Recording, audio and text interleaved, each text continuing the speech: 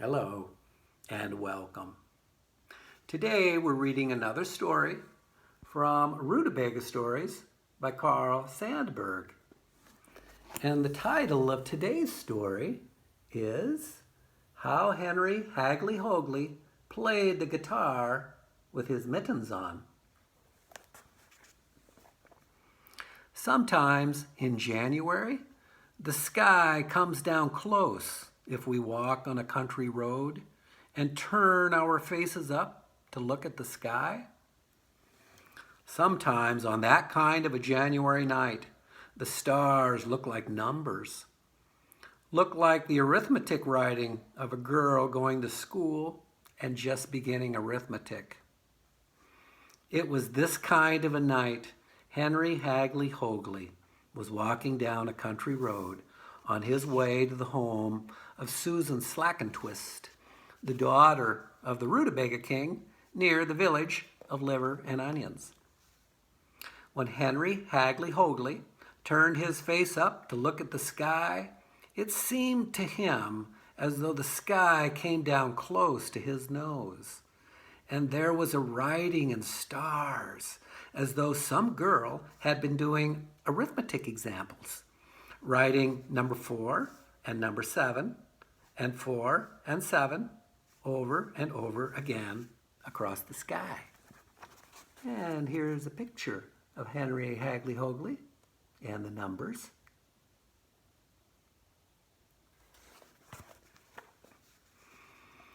Why is it so bitter cold weather? Henry Hagglyhoagly asked himself. If I say many bitter bitters, it is not so bitter as the cold wind and the cold weather.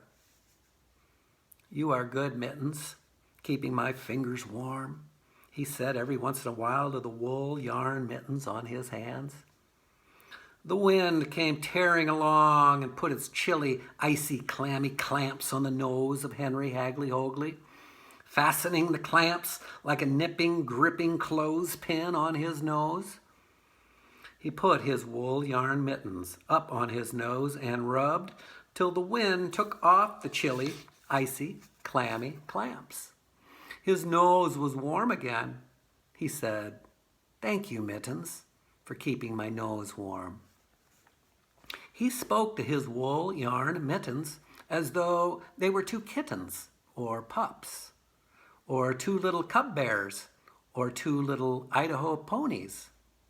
"You're my chums keeping me company," he said to the mittens.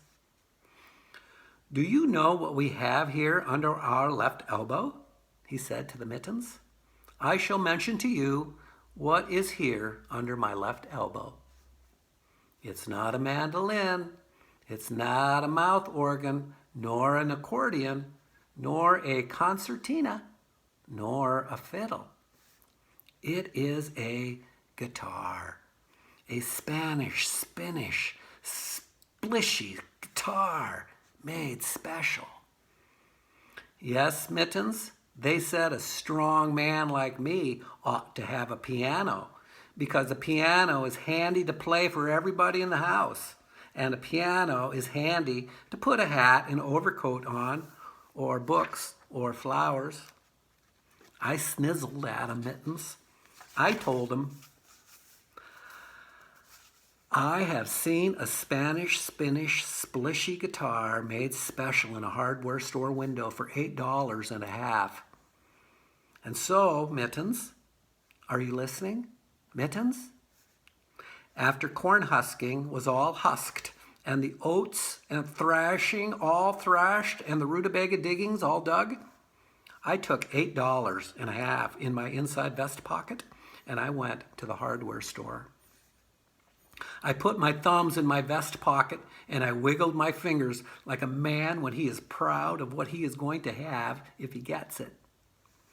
And I said to the head clerk in the hardware store, 'Sir, the article I desire to purchase this evening as one of your high-class customers, the article I desire to have after I buy it for myself, is the article there in the window, sir, the Spanish, splishy guitar.'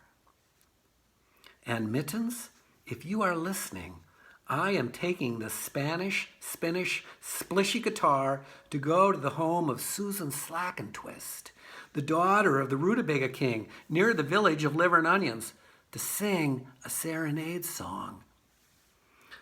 The cold wind of the bitter cold weather blew and blew, trying to blow the guitar out from under the left elbow of Henry Hagglyhoagly. And the worse the wind blew, the tighter he held his elbow, holding the guitar where he wanted it. He walked on and on with his long legs, stepping long steps, till at last he stopped, held his nose in the air, and sniffed. "Do I sniff something or do I not?" he asked, lifting his wool yarn mittens to his nose and rubbing his nose till it was warm. Again, he sniffed. "Aha, yeah, this is the big Rootabaga field near the home of the Rootabaga king and the home of his daughter, Susan Slackentwist." At last, he came to the house, stood under the window, and slung the guitar around in front of him to play the music to go with the song. "And now," he asked his mittens, "shall I take you off or keep you on? If I take you off, the cold wind of the bitter cold weather will freeze my hands so stiff and bitter cold. My fingers will be too stiff to play the guitar. I will play with mittens on." Which he did. He stood under the window of Susan Slackentwist and played the guitar with his mittens on. The warm wool yarn mittens he called his chums. It was the first time any strong young man going to see his sweetheart ever played the guitar with his mittens on, when it was a bitter night with a cold wind and cold weather. Susan Slackentwist opened her window and threw him a snowbird feather to keep for keepsake to remember her by. And for years afterward, many a sweetheart in the Rootabaga country told her lover, "If you wish to marry me, let me hear you under my window on a winter night playing the guitar with wool yarn mittens on."